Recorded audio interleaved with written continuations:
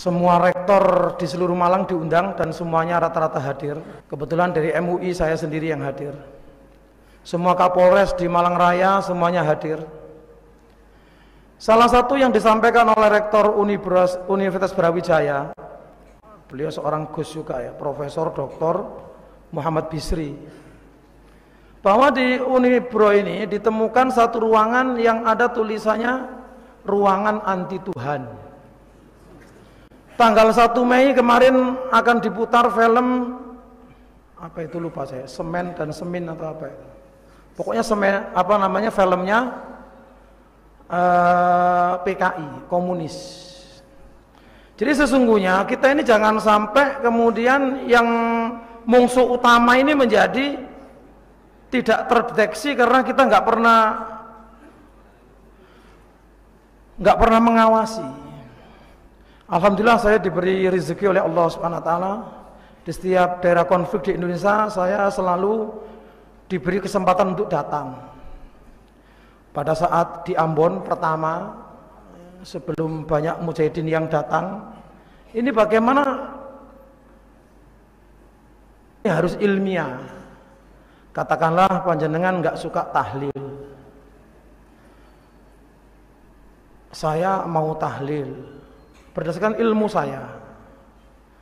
Terus ada tetangga kita mati, yang kita sepakati apa? Memandikan, menyolati, mengkafani, menguburkan. Ini kalau tadi Ustadz Abdurrahman Ayub tadi bicara internasional, saya bicara lokal saja. Lokal kita ini loh, masing-masing bapak-bapak ini, kalau di tetangganya mati, dia sohibu tahlil misalkan, terus apakah kita nggak menyolati? Padahal dalam hadis dikatakan, yang artinya barang siapa menyolati saudara muslim dapat pahala sedekah emas sebesar gunung Uhud. Coba antum nanti nyolati jenazah di depan sendiri. Terus kalau pas mengiring jenazah, apa kata Nabi? Barang siapa mengantar jenazah saudara muslim dapat sedekah dapat pahala seperti sedekah sebesar gunung Uhud. Subhanallah. Coba nanti kalau tetangga antum meninggal dunia, antum angkat itu anunya. Ini yang saya maksud dengan ilmu, ikhlas, amal. Ilmu, dengan ilmu kita kemudian ikhlas, bahwa perbedaan ini biasa. Orang ikhlas itu dengan perbedaan ini nggak enak hati, biasa. Saya dulu sebelum kenal dakwah, ngelihat orang nggak kunut itu gak seneng, rasanya gak enak gitu. Kadang-kadang imamnya nggak kunut, saya kunut sendiri ya. Padahal itu kan nggak boleh ya kan.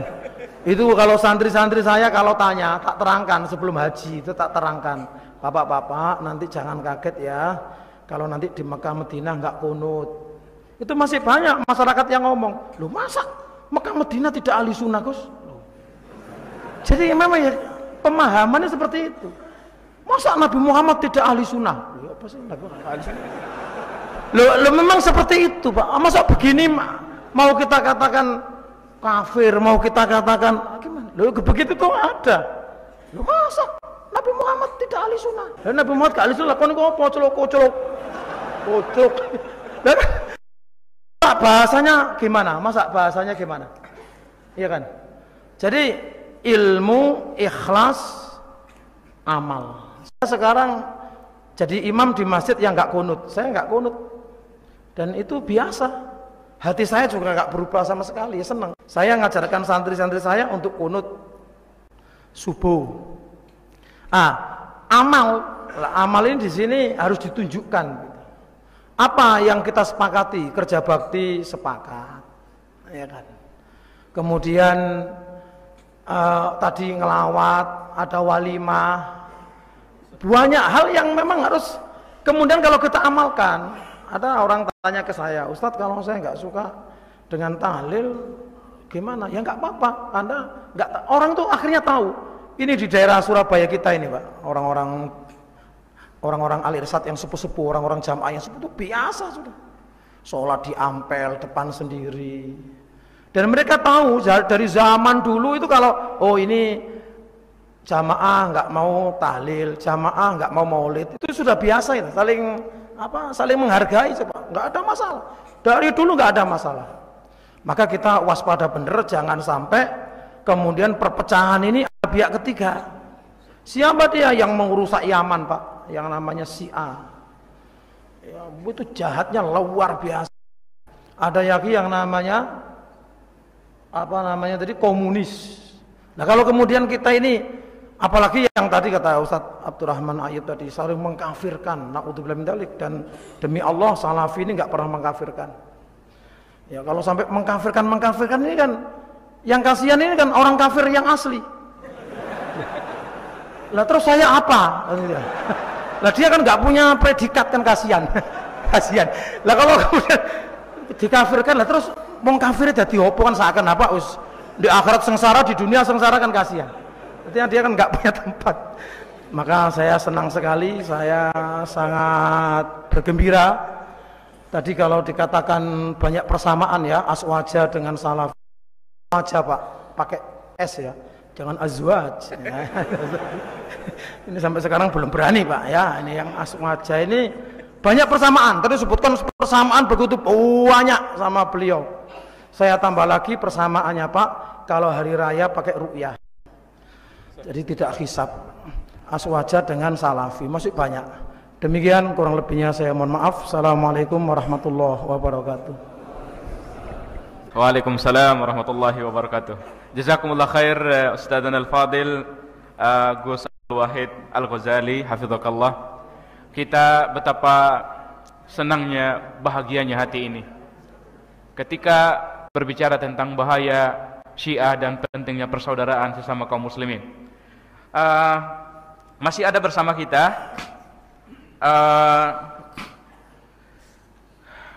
yang ingin kita mengharapkan dua kata 5 menit sampai 10 menit dari jenderal-jenderal kita yang bersama kita di samping kiri saya.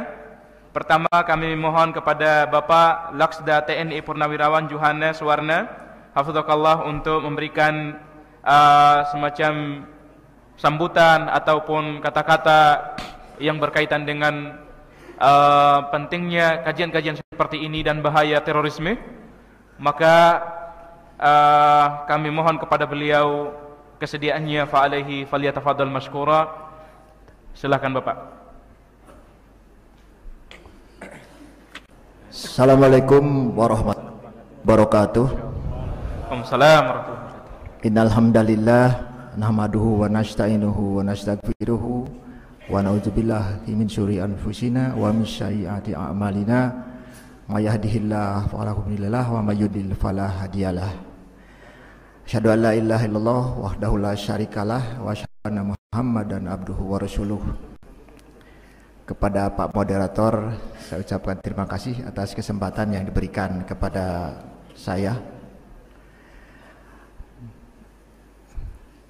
Pak Moderator, Ustadz Abdurrahman Wahid, Kiai Haji Abdul Wahid Al-Ghazali dari MUI Malang Pak ya, dan para hadirin yang saya muliakan.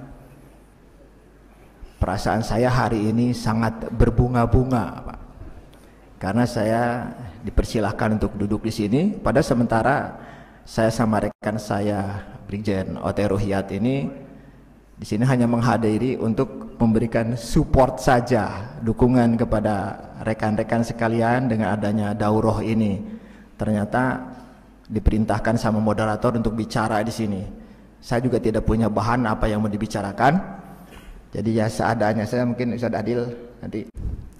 Ustadz Adil ini rekan kami di Asosiasi Radio dan Televisi Radio Hang. Mungkin pernah dengar ya. Banyak masalah juga di Batam. Dan alhamdulillah beliau sekarang jadi moderator di sini.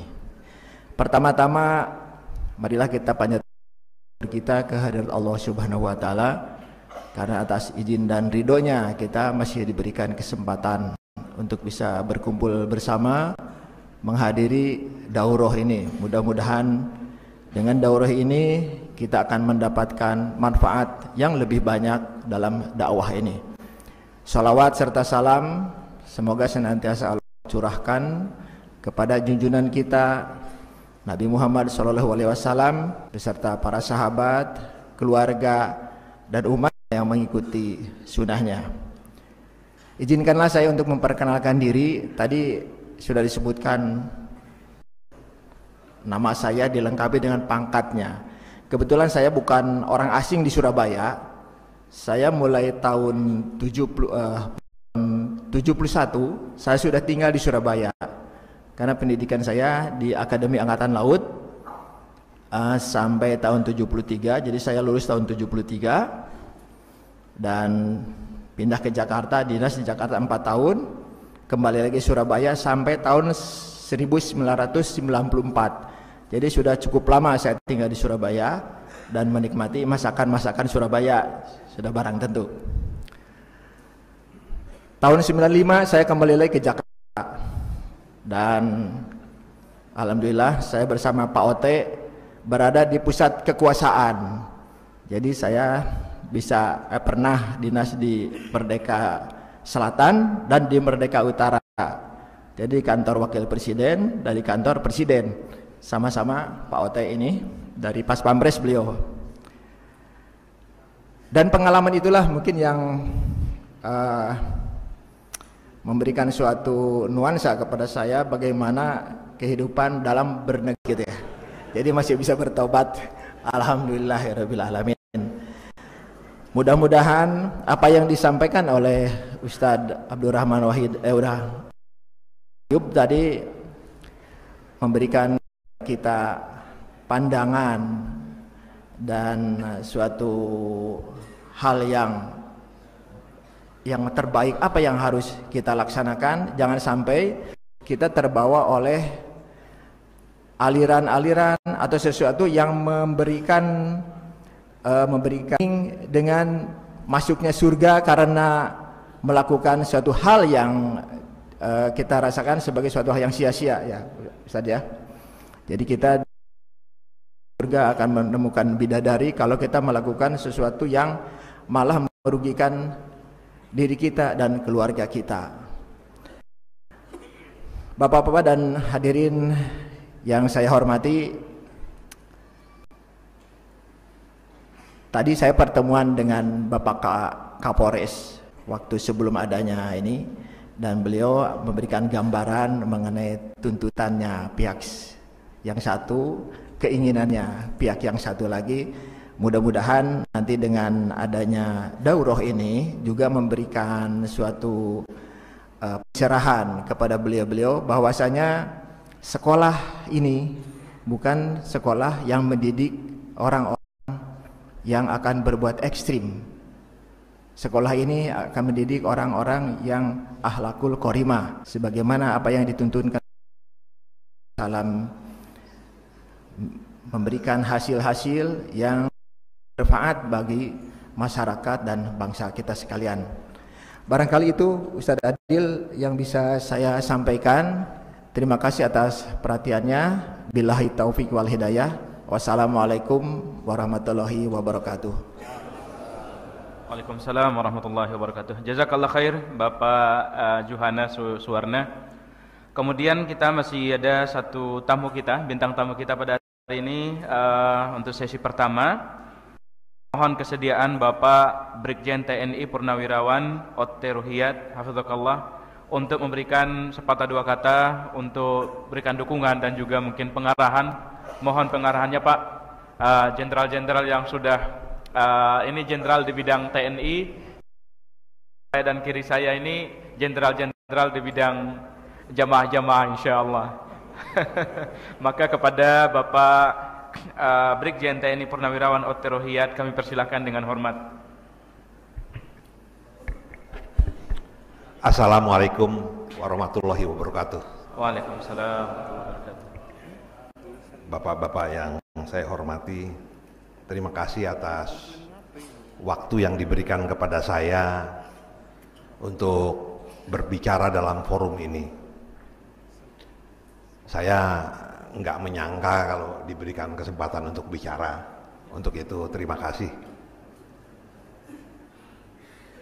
Yang pertama, kita patut bersyukur telah berada di ruangan ini untuk mengikuti acara sesuai judul yang terpampang di belakang saya. Kenapa? Karena banyak yang ingin hadir. Teman-teman kita di luar itu banyak yang ingin hadir. Contohnya kemarin waktu saya mengikuti kajian di Bogor,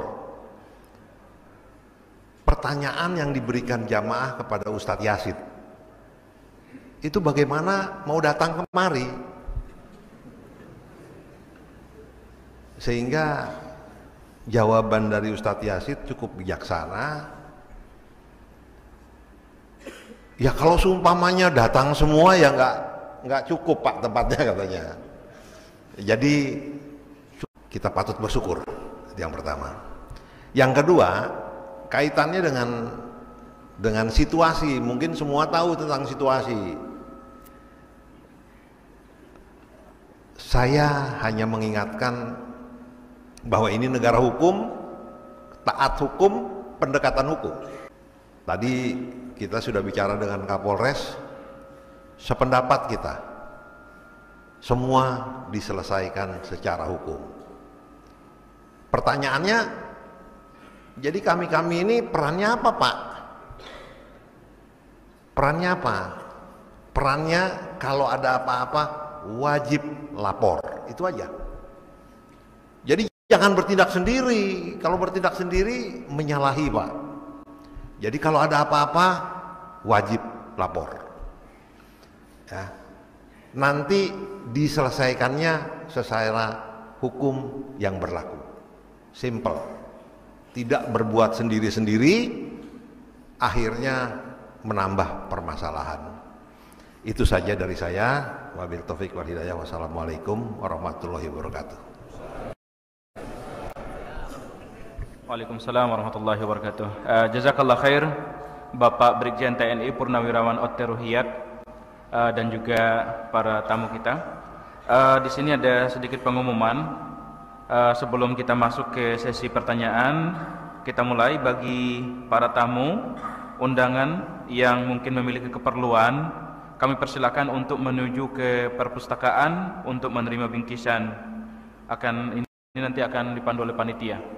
Jadi ada undang-undangan khusus yang kami undang. Mana tahu ada keperluan khusus, maka kami persilakan menuju sebelum meninggalkan tempat. Kami mohon untuk persilakan menuju ke perpustakaan untuk menerima bingkisan spesial dari panitia. Baik, Bapak dan saudara-saudara ikhwah sekalian, hadirin dan hadirat, kami tunggu insyaallah.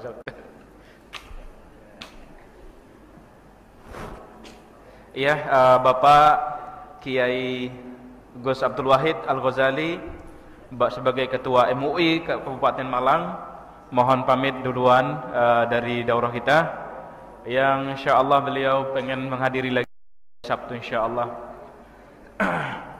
Iya, untuk memanfaatkan waktu, di sini ada beberapa as'ilah, soal-soal Ustaz. Di sini pertanyaan pertama dari ikhwah hadirin. Ustadz, mengapa dakwah salafi yang paling dibenci oleh kelompok radikal? Akhi Hariman dari Lombok. Jazakallah khair Ustadz. Bismillahirrahmanirrahim. Ini pertanyaan bagus, dan itulah memang kenyataannya ketika saya berada di kelompok-kelompok seperti itu, yang paling dibenci adalah dakwah salafi. Kenapa? Ya, karena penentangannya itu berhujah. Kalau yang lain itu mudah dipatahkan kalau dialog. Dan saya dulu, ini maaf saja, waktu menjadi utusan JI, PDB sekali dicandakan. Saya hanya berdua, ini menghadapi jamaah tabligh satu masjid isinya kayak seperti ini, berdua aja. Itu separohnya goncang itu. Padahal ada syekhnya dari Madinah datang. Pokoknya bahasa Arab kita mau berantakan, yang penting pede. Selesai pengajian, selesai dialog di Masjid Sandakan, besoknya pindah ke masjid satu lagi di BDC namanya. Saya lagi wudhu, itu nggak mulai-mulai jamaah. Itu isinya tabligh semua. Rupanya nunggu saya jadi imam. Rupanya dialog kemarin kalah rupanya. Itu jadi tabligh apa semua itu istilah kami dulu kecil. Ada dakwah salaf kecil. Saya yang kecil. Ini saya rasakan ketika di Australia. Saya menghadapi murid dari Syekh Muhammad Shalih Utsaimin. Contoh misalnya, saya kasih contoh kasus satu yang doktrin yang paling ampuh di kalangan takfiri, yaitu mengkafirkan hukumah-hukumah pemerintah-pemerintah tadi seperti Saudi, Indonesia itu kafir. Bahkan ada fatwa terbaru dari kelompok-kelompok yang saya nggak sebut namanya.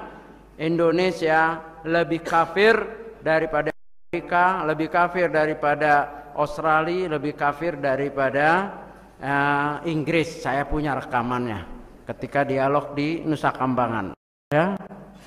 Terus sahabat bertanya, apa yang kami buat ya Rasulullah dengan pemimpin dengan seperti itu? Apa Rasulullah bilang? Apa suruh berontak? Buat jamaah berjihad menentang? Tidak. Dengar dan taat. Dengar dan taat walau ukhidha maluka, meskipun hartamu dirampas, waduriba dhahruka, dan cambuk di punggung kamu dicambuk. Dengar hadis. Dan ada kaidahnya. Idza jal asar batalan nazar. Kalau udah ada hadis asar, batal itu pendapat-pendapat. Nah, dialog ini panjang. Ya. Karena kalau ditakfiri, hadis itu dibantai dengan ayat. Ya, dibantai dengan ayat surat Al-Maidah, famalam yahkum bima anzalallahu faul. Begitu aja, bolak-balik. Tapi tidak seperti itu pemahamannya. Yang benar dengan hadis, tidak saling bertentangan ketika hadis sahih. Ya, ayatnya itu betul, tapi siapa yang menafsirkan Al-Qur'an? Yaitu hadis. Ya, hadis diterangkan. Dari sini saya menyerah. Ya, dan tentunya banyak hadis lain, diantaranya hadis riwayat Ahmad, latung qadunna ural Islam urwatan, akan terlepas dari tali Islam, dari ikatan Islam satu ikatan.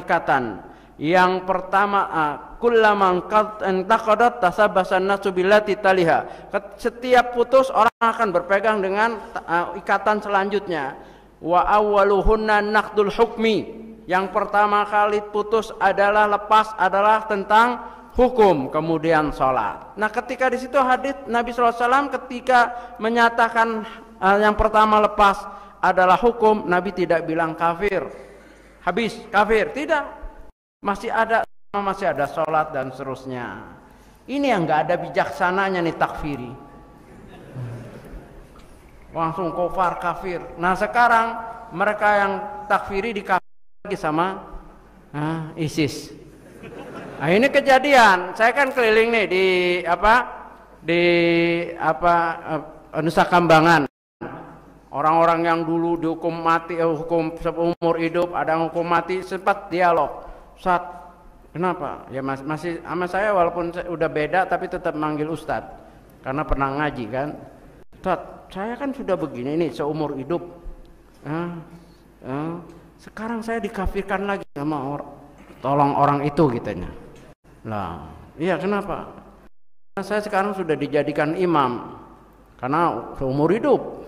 Jadi hafalannya udah bagus lah jadi imam. Nah, tapi karena udah jadi imam dekat dengan para sipir penjara. Senyum, ngobrol, kata orang-orang itu senyum dengan sipir kafir. Makmum mereka.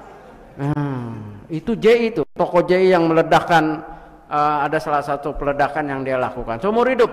Sekarang dikafirkan oleh teman yang ini takfiri lagi, yang baiat dengan ISIS. Coba takfiri dikafirkan lagi. Jadi ISIS ini takfir murakkab. Kafir pangkat 2, takfir pangkat 2 ya. Ya begitu. Akhirnya berantem mereka. Berantem. Ya, saya cuman gini, emang enak dikafirin. Saya nggak banyak dalil, emang enak dikafirin. Nggak enak, makanya jangan kafirin orang. Nah, begitu ya. Nah itulah hujah-hujah yang dilontarkan oleh dai-dai atau ulama salafus sunnah ini susah dipatahkan. Ini benci. Akhirnya mereka tuduh dakwah salafi adalah dakwah neo-murji'ah. Nah, saya dibilang murji'ah. Jangankan saya, Syekh aja dibilang murji'ah. BNPT telah mengundang tokoh murji'ah, Syekh Ali Hasan Halabi. Coba antum panggil orang yang itu, tanya murji'ah apa? Enggak tahu dia tuh. Allahu alam, pokoknya katanya Syekh Ali murji'ah. Ya, itulah tuduhan mereka buat seperti ini, bicara ini dasarnya adalah kecintaan dengan saudara-saudara kita untuk bisa meraih jalan yang hak ini sampai mati. Wallahu a'lam. Jazakallah khair, barakallahu fikum. Ada soalan yang kedua Ustaz, kita gabungkan dua pertanyaan sekaligus Ustaz. Barakallahu fik. Sebagian kalangan Ustaz menganggap ISIS memiliki hubungan erat dengan Partai Ba'ath. Benarkah demikian? Dan pertanyaan kedua, bagaimana cara kita mencegah radikalisme dan terorisme yang terjadi saat ini? Jazakumullah khair. Ya. Memang ada tulisan-tulisan berita-berita yang menyatakan bahwa Daesh atau ISIS itu muncul karena ketidakpuasan penyerangan Amerika ke Irak, ya, penyerangan Amerika ke Irak, sehingga porak-porandalah ya, Partai Ba'ath yang ketika itu dipimpin oleh Saddam Hussein. Karena Saddam Hussein mempunyai planning ke depan, yaitu pan-Arabisme, yaitu yang diketuai pengetuanya adalah dia, yaitu Partai Ba'ath yang akan menyerang sampai Israel. Ketika kami masih di Afgan, kami merasakan pelarian dari Kuwait yang diserang oleh Saddam Hussein, ya, dan itu Partai Ba'ath. Itu memang bisa jadi secara dunia intelijen bisa jadi, ya, seperti tokohnya memang disinyalkan, dikatakan sebagian pernah aktif. Namun apakah dia membentuk ISIS atau memperjuangkannya, masih isme Ba'athnya apa tidak, itu kan susah. Jadi memang berita ini bisa jadi, nah, karena sudah hancur. Contohnya misalnya ketika Taliban menyerang Tujuh Tanzim, kan dulu yang melawan Rusia, yang melawan Soviet itu ada Tujuh Tanzim kan, Tanzim, Abdul Rabbi Rasul Sayyaf, Khidmatiyah, Muhammad Nabi, Robani, Jailani, dan seterusnya. Itu kan diserang sama siapa? Taliban, kalah. Nah, terus Taliban merangsek. Ada satu jenderal yang dulunya kafir yang memerangi mujahidin, akhirnya bergabung. Siapa? Jenderal Dostum. Akhirnya seperti mujahidin perbuatannya, tapi untuk kekuasaan saja. Jadi bisa jadi memang orang-orang Partai itu membuat kelompok-kelompok itu, bisa jadi. Kita nggak peduli itu moda asal latar belakangnya Ba'ath atau bukan, yang jelas dia memakai jaket Islam. Daesh Daulah Islam, ya, Irak, Syam. Ketika itu kita bahas itu, apakah begitu Islam? Nah, apakah semudah itu mengaku khalifah? Nah, kalau kita perhatikan sebetulnya ISIS sendiri mengalami benturan. Ketika Abu Bakar al-Baghdadi mengklaim di Syria bahwa dari Daesh menjadi Khilafah Islamiyah, langsung marah tokoh-tokoh takfir yang lainnya. Seperti tadi Abu Qatadah Falastini mencercanya menyatakan bahwa Abu Qatadah Falastini ini mengkafirkan lagi karena dia dikafirkan juga oleh Abu Bakar al-Baghdadi. Jadi memang kayak ringan mengkafir itu diantara mereka ringan. Tidak taat, tidak ikut gerakan kami, kafir. Ya. Yang dikafirkan bilang juga kafir. Karena kamu mengangkat khilafah Islamiyah tanpa musyawarah dengan kami, maka kamu adalah kafir, khawarij khilafah. Itu ucapannya Abu Qatadah Falastini kepada Abu Bakar al-Baghdadi. Dulunya teman dan murid, akhirnya kafir mengkafirkan. Ya, begitulah. Jadi bisa atau possible, mungkin di antara tokoh-tokoh ISIS itu dulunya adalah bagus, itu soleh bagus. Tapi kalau mulai melihat kegiatan Islam tapi pendiam, terus kalau ditanya ngaji di mana nak, ya ada lah, nggak pernah dijelaskan siapa ustadznya, di mana tempatnya, itu patut dicurigai. Makanya kalau anak itu ngaji di mana, bapak-bapak ikut, boleh nggak abi ngaji sama-sama? Kalau dia bilang enggak, ini pengajian anak muda, bapak kan udah tua. Ya memang bapak udah tua, nggak kenal tua dan muda. Nah gitu, jawab, jangan kalah. Jadi harus tahu itu di mana ngajinya. Ya, ciri-cirinya sudah mulai tadi pendiam, eksklusif lah, dan mulai bohong, dan biasanya mulai banyak minta duit atau ada barang-barang yang hilang. Karena dia ada setoran infak fisabilillah 10% itu. Dan dia boleh bohong itu, boleh ngambil harta bapaknya, ya, atau laptopnya di Belaga hilang padahal disetor untuk jihad, ya, karena itu seperti wajib sudah. Setelah itu ciri-ciri itu juga lihat apa bacaan bukunya apa. Nah, dia sering di kamar lihat apa yang dibuka websitenya. Makanya kemarin BNPT itu memberi referensi, ada beberapa yang diwaspadai, cuman kan antara ide usul dengan penindakan tidak seimbang, langsung aja diblokir. Akhirnya ribut lagi sampai ke DPR. Capek juga kita nanggapinya itu ya. Itu salah teknis aja, padahal idenya bagus. Akhirnya saya waktu di Komisi 1 partai apa gitu diundang bersama dengan Profesor Irfan Idris, saya bilang oke lah kalau DPR ini nggak setuju tentang pemblokiran, jadi dibuka semua silahkan, cuman jangan nyesel. Bapak saya dulu pegawai negeri, ibu RSAL, ya, tapi jadinya dulu begini nih. Itu website belum luas.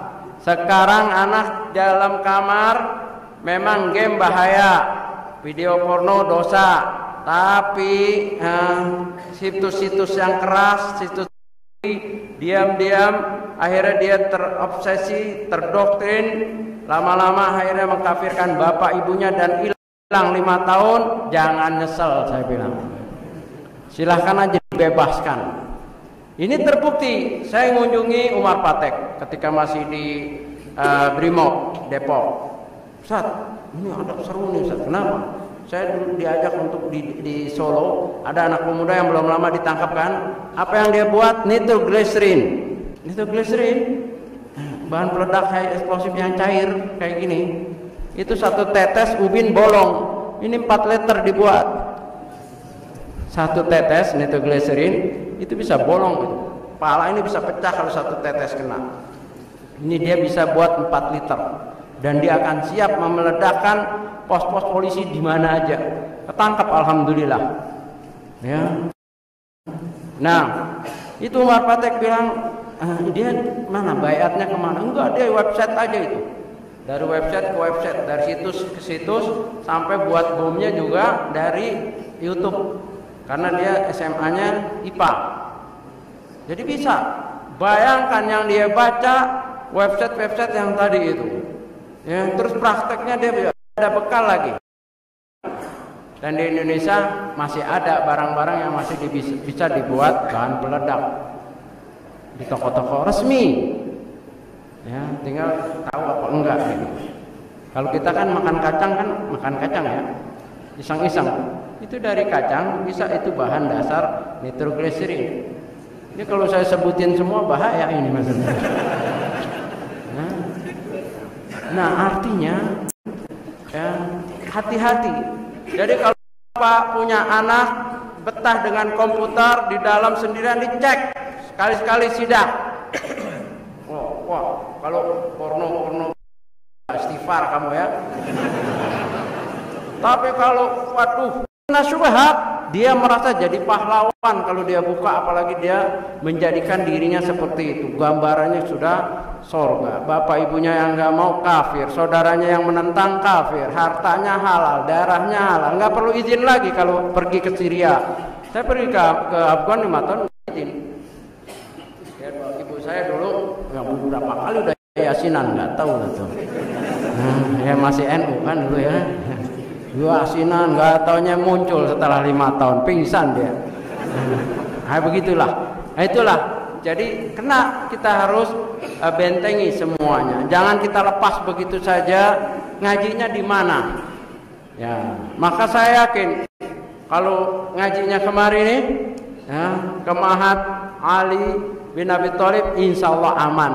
Insya Allah. Ya kirim aja kemari anak-anaknya kalau mau aman ya, insya Allah. Ya, kalau yang lain saya nggak tahu nanti ya. Kalau ini saya tahu, saya sering datang kemari dulu setiap daurah, mampir kemari. Syekh-syekhnya juga dikenal, ya, yang dari Saudi, yang dari Jordan, terkenal itu. Baik, Allah. Jazakallah khair Ustaz. Kita masya Allah masih punya waktu sekitar 13 menit lagi. Jadi kita insya Allah kita akan break untuk sholat, persiapan sholat dan makan insya Allah. Kita manfaatkan berapa menit ini dalam tanya jawab. Pak Ustadz, mohon maaf saya mau bertanya bagaimana sikap BNPT terhadap gerakan Syiah di Indonesia? Karena alhamdulillah BNPT sangat bagus berperan dalam menanggulangi gerakan terorisme dari kalangan paham Khawarij. Ya, tentu secara umum blueprint kami baru menggodok blueprint untuk ya buku kerja untuk 1 tahun ke depan, dan mudah-mudahan kalau ini bagus ya itu akan dipegang dan saya ikut menggodok di dalamnya. Alhamdulillah sekarang sudah nggak ada itu yang namanya teroris, ciri-cirinya begini nggak ada. Ya tenang aja, antum nggak usah merasa resah dengan adanya BNPT, dan namanya BNPT masih muda umurnya, terus bebenah. Nah ini pentingnya masukan-masukan dari para ustadz, para kiai ya, agar mereka tidak salah langkah ya begitu. Jadi selama ini contohnya BNPT telah mengundang para ulama yang belum lama ini, diantaranya Syekh Ali Hasan Halabi sampai 2-3 kali, terus Syekh Naji Ibrahim, orang yang pernah pengalaman 25 tahun di penjara, dan dia tokoh JI Besir. Bukunya yang terkenal bukunya Mitsaqul Amal Islami. Nah itulah yang diciplak oleh NII yang akhirnya jadi JI Abdullah Sungkar dan Abu Bakar Bashir. Jadi kita husnul saja, dan mereka perlu bantuan kita. Ya, perlu sampaikan ya tulisan begitu. Ya namanya nggak ada yang sempurna. Setiap lembaga nggak ada yang sempurna, atau badan nggak ada yang sempurna. Bergantung kuat dengan siapa personnya, orangnya, dan perangkat-perangkatnya. Maka kita nggak boleh lepas begitu aja. Ya bagi mereka yang punya kesempatan untuk dialog, ya silahkan, terbuka. BNPT itu terbuka di dalam masalah tahkim. Mereka tidak merasa keluar dari hukumah yang sah. Mereka membuat hukumah. Bagaimana disebut Khawarij? Ini syubhatnya. Mereka muncul ketika tidak ada khilafah Islamiyah. Dari mana Khawarijnya katanya? Bahkan dengan mudahnya mereka menuduh Saudi itu Khawarij, keluar dari khilafah Islamiyah Utsmaniyah. Wah pintar memang, tapi jahat. Ya. Jadi memang nggak merasa mereka Khawarij. Kenapa? Karena mereka ketika muncul itu tidak ada khilafah Islamiyah. ya, dan tidak bukan keluar untuk memberontak, mengadakan. Tapi ini telah dibahas, dijawab oleh Syekh Muhsin Al-Badar, ya, Ahmad Al-Badar itu jelas dengan tuntasnya kezaliman mereka, kejahatan mereka, dan telah dibahas oleh Dr. Syekh Ali Hasan Halabi. Hum khawarij, mereka adalah khawarij. Di mana khawarijnya? Bukan soal keluar dari khilafah atau apa, takfir dan penghalalan darah sesama muslim. Buktinya apa? Mereka masuk dari Irak ke Syria, membantai, merebut 8 pos yang telah dikuasai sebelumnya oleh Ahlussunnah. Kemarin diundang oleh BNPT Dr. Al-Wardani. Dia doktor, mempunyai ilmu 10 sanad sampai kepada Nabi dalam ilmu Qur'annya, dan dia mufti muda di Mesir. Masya Allah, saya mendampingi sampai ke penjara, sampai ke Nusa Kambangan. Dia langsung dialog dengan tokoh-tokoh Khawarij itu. Di antaranya adalah kenapa kamu kalau tidak ngaku Khawarij, kenapa kamu bantai murid-murid saya yang perang Syria, yang perang dengan Bashar al-Assad? Kenapa dibantai? Bukan darah kalau memang sama-sama Ahlussunnah. Ternyata tidak, murid saya itu saksi yang telah disembelih, karena dia mengirim murid banyak dari Mesir. Itu disembelih karena nggak mau baiat, karena nggak mau mengakui khilafah Islamiyah Abu Bakar al-Baghdadi. Jadi klaim mereka itu ya nothing, ya, kosong, ya, nggak ada apa-apanya. Ternyata buktinya nyata bahwa mereka khawarij dalam segi takfir wa tafjir dan taklil, penghalalan darah sesama muslim. Jadi bukan segi satu segitu saja. Wallah. Ya, jazakumullah khair Ustaz Al-Fadil. Barakallahu fikum, nafa'allahu bi ilmikum. Dan juga kepada dua ini kita narasumber kita tadi. Karena waktu zuhur 11.27, maka kita cukupkan sesi tanya jawab ini. Insyaallah taala kita akan ketemu lagi nanti setelah salat zuhur pada sesi kedua insyaallah taala. Kita tutup majelis kita dengan doa kafaratul majelis. Subhanakallahumma wa bihamdik, asyhadu an la ilaha illa anta, astaghfiruka wa atubu ilaik. Wassalamualaikum warahmatullahi wabarakatuh.